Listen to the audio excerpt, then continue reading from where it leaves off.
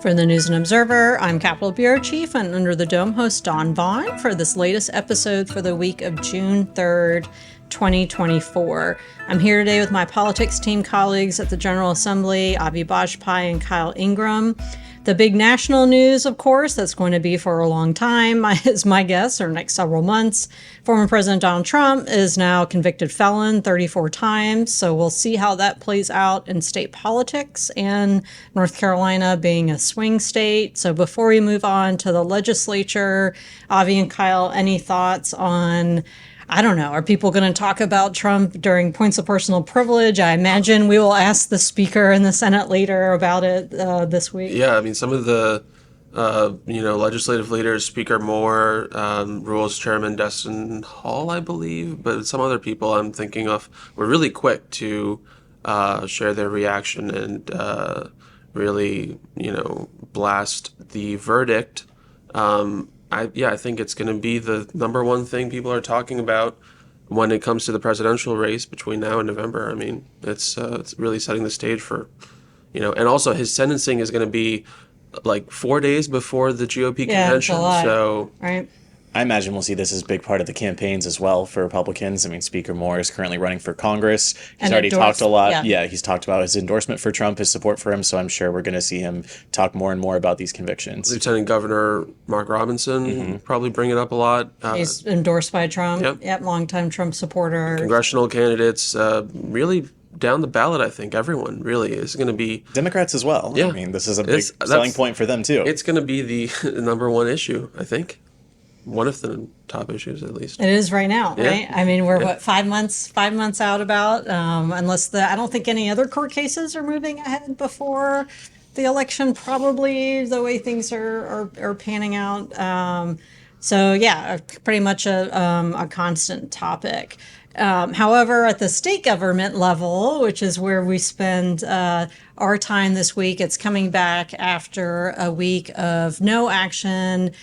Speaker Moore's father, Rick Moore, former council member, passed away, and the funeral was this past week. So a lot of lawmakers traveled to Kings Mountain for that. And really, we just watched this past week, the House committee's canceled and the Senate committee's canceled. So really what we're coming back to now is after a week of pause, we're already in June. The short session doesn't have to end by the end of the month. In theory, it does because of the start of the fiscal year, but not necessarily. So I think we're in that not necessarily time of budget season, summer, and how things are gonna pan out with that. So there's a lot left for them to do. Again, it's a short session. They don't have to do all this stuff, but usually they want to do all this stuff. So coming up this week are really those committees that were canceled and then rescheduled: House Local Government, House Health, House Judiciary, House Ag. Oversight hearing. GovOps is having oversight and reform about the DMV, which has been something that they've been focused on for a while. So that could potentially be significant news this week. So let's talk about not just, obviously things will come up in committees. They might move something out, or they may not, since the session really has only been like a day or two each week. ICE bill, maybe this week, maybe not. Avi, where do you think stand? We were following many different things, different threads before this past week where things slowed down. Lots of pending things. The ICE bill was chief among them. The House did not concur with the Senate's changes to that bill. And I mentioned Representative Destin Hall, who's the Rules Chairman, is the main sponsor of that bill, the House bill, the first version of it, anyways. He and Representative Brendan Jones are the conferees from the House, but the Senate still hasn't appointed their conferees. The other big bill that I'm following is the mask bill. Same story there. They've reached conference committee mode, but the House has appointed 4 conferees. Some of them, Representative Aaron Paré, John Torbett, who have publicly talked about their concern about the health and safety exception, wanting to ensure that people can still wear masks. Do you think that they'll end up moving it at all, or just potentially let it go? I mean, I think, the best indication we have right now is that And also, we talked to Senator Berger about this.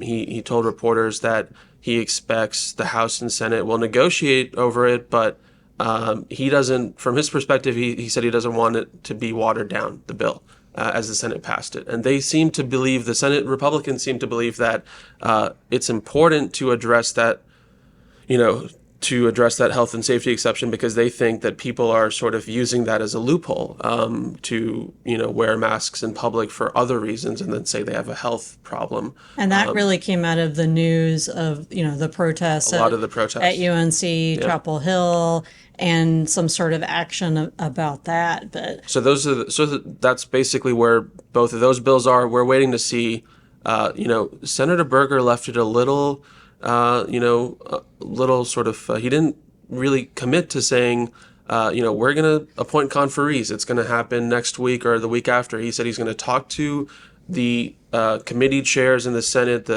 his members who were involved with those bills, and figure out the best way forward, how and when to deal with that. So that's the main thing I'll be looking for, at least. Thing to look out for is what happens with those conference committees. What about you, Kyle? So I'm going to be keeping an eye on this proposal that the House leadership has now gotten involved in, that they want to have an amendment to the state constitution to say that only citizens can vote in North Carolina. This is something we've seen happen in other Republican states. Some say it's sort of just a method to get voters to the polls because it looks good, and immigration is a big issue right now. But the fact of the matter is that it is currently illegal for non-citizens to vote in any elections. This is sort of spurred by the fact that some municipalities, like in San Francisco and stuff, have opened up nonpartisan local races like school board elections to non-citizens to vote. That's illegal in North Carolina. It hasn't happened here, but they say they want to make the law crystal clear that it's only for citizens to vote.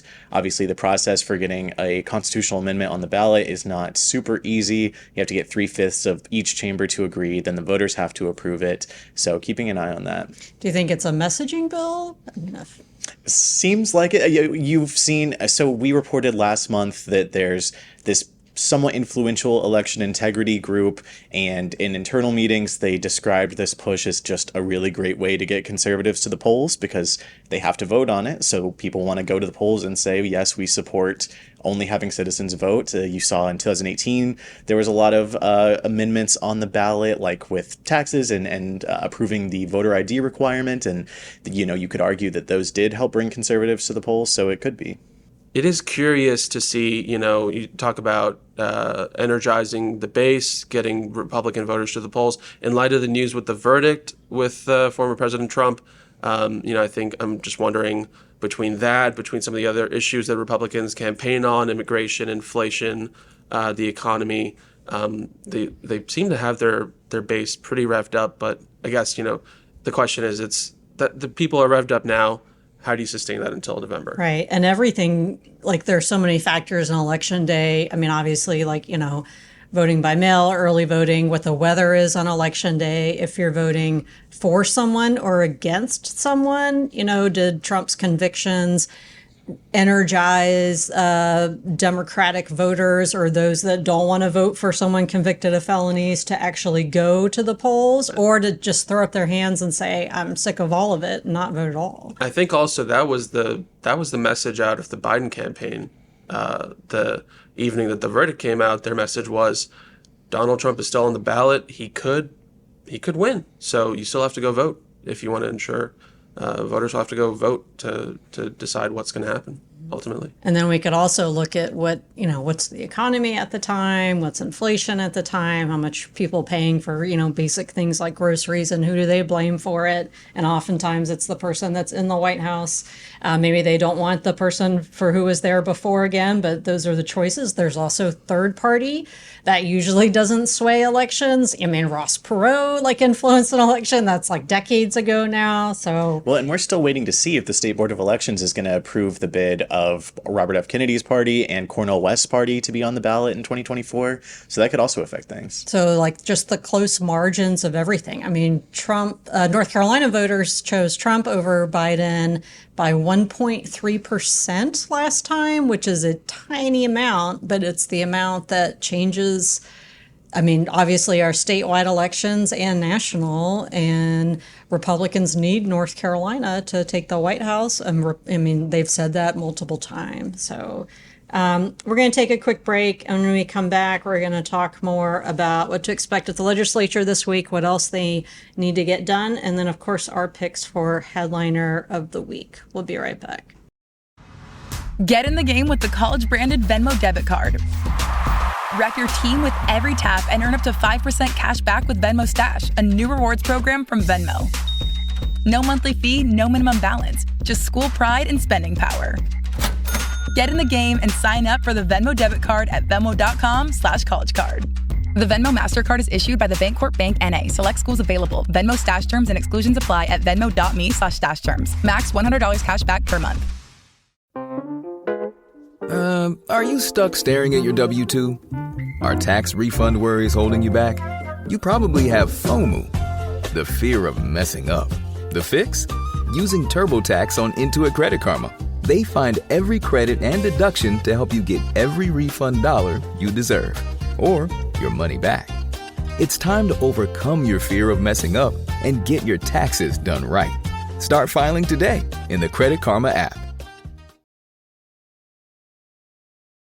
You're listening to Under the Dome. I'm Capitol Bureau Chief Dawn Vaughan, here with Kyle Ingram and Avi Bajpai. The legislature is back this week. It looks like they're going to have some things to do, maybe move some bills, at least out of committee, if not through the floor. You might see the ICE bill.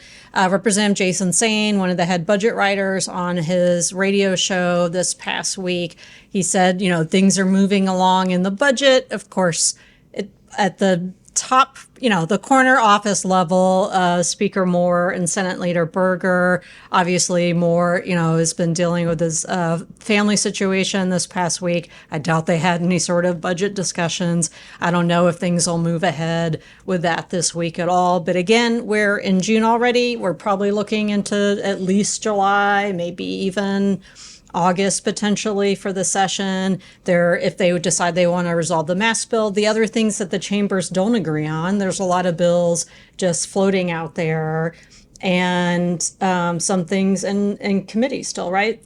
Yeah. One thing we'll be looking at is Judiciary Committee in the House. Judiciary 1 has a couple of bills this week. One of them is a interesting bill that would provide some outlines, some legal process to work with law enforcement to request basically situations. This has come up a lot in, there's been a lot of reporting about this in New York and in Florida, but squatting and squatters and property rights, and basically these situations where people are vacationing, they've left their home, they're out of town for a long time, and it seems a little strange, but they come back and someone's living in their house and claims that, well, if I've been here long enough, then it's my property now. So we might need new state law. I don't know I don't know how prevalent that is around the state, but that the interesting thing there is lots of bipartisan sponsors,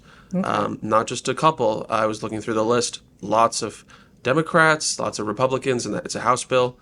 Was just filed this past month, so we'll see where that goes. There are things that, both parties, both chambers want to move ahead on. They've all talked about, child care funding. Democrats want it, Republicans want it. It's just sorting out exactly what that's going to look like, probably as part of the budget. If they decide not to pass a budget adjustment bill this session, they could run that separately.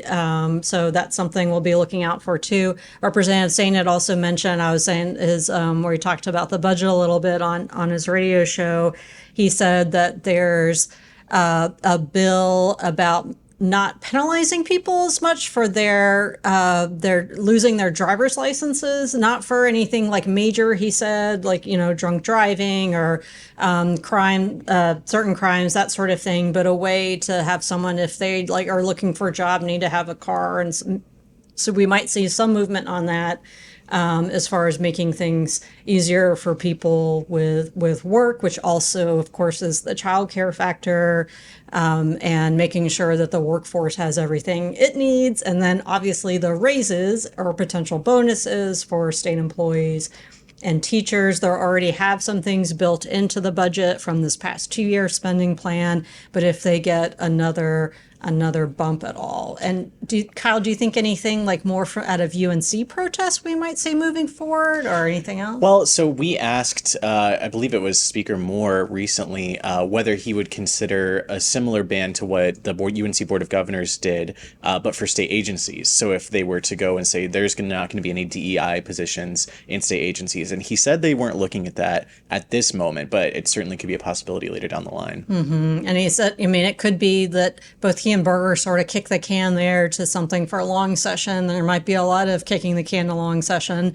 Assuming you're around, Speaker Moore won't be, since he's running for Congress, but Berger will be. So we'll see what Berger's priorities are and Moore's priorities. All right, so let's get to our picks for headliner of the week.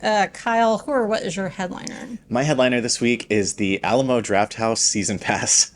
So the Alamo Drafthouse is a movie theater. It's a chain here in Raleigh, and you can get a season pass for $20 a month. And so I did that, and I've been going to the movies constantly. I think I went like 5 times last month, and having a great time. You can also order drinks and food at your seat when you sit down in the movie theater, which I've never been to a place like that before. Oh yeah, like a bunch of other movie getting theaters. Pretty common now. Yeah. That's my first time ever being to one like we that. We have to hear what was the best movie you saw last month.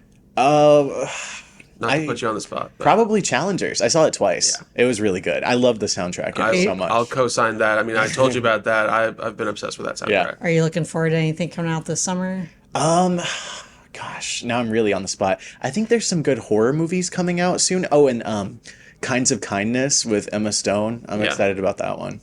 Okay. But yeah, the movie theaters now, it's all recliners and order your food and get your little buzzer. So. And I usually don't order the food because it's crazy expensive, but it's nice to have the option. Okay. Yeah, I used to work at concessions in a movie theater when I was in high school, I guess, and it's pretty pricey. I couldn't eat popcorn for a couple of years after that. So, all right, Avi, what is your headliner this week? I want to give a shout out to our new intern at the politics team here at the NNO, Vivian Surrett, who started this past week and hit the ground running with a bunch of great stories. Did reporting on this big report from the auditor's office about misspending by some employees at Fayetteville State University, which has a pretty big NC poll connection because one of those employees is a longtime political consultant, comms consultant, who's worked with many campaigns, Democratic campaigns. So, shout out to Vivian for a great start. And Gabby, our producer intern this summer, along with Kevin Keister, who does all of the behind-the-scenes work that you don't see or hear, I guess. You hear the result of it on the podcast each week. My headliner is Summer Playlist. I have my NC Poll and NCGA playlist. I always listen to on my commute. And I've added Espresso by Sabrina Carpenter to my summer playlist and my work commute playlist. Great song. It is. So, all right, we are out of time. We'll see what happens at the Ledge this week and into the summer now that we're in June. I'm Dawn Vaughan for Avi Bajpai and Kyle Ingram. Thanks for listening, and we will talk to you next time. For more from our politics team, subscribe to the News and Observer at newsobserver.com/subscribe. Follow us on Twitter at Under the Dome and NC Insider, and sign up for our weekly political newsletter, also called Under the Dome, at newsobserver.com/newsletters. Thanks for listening.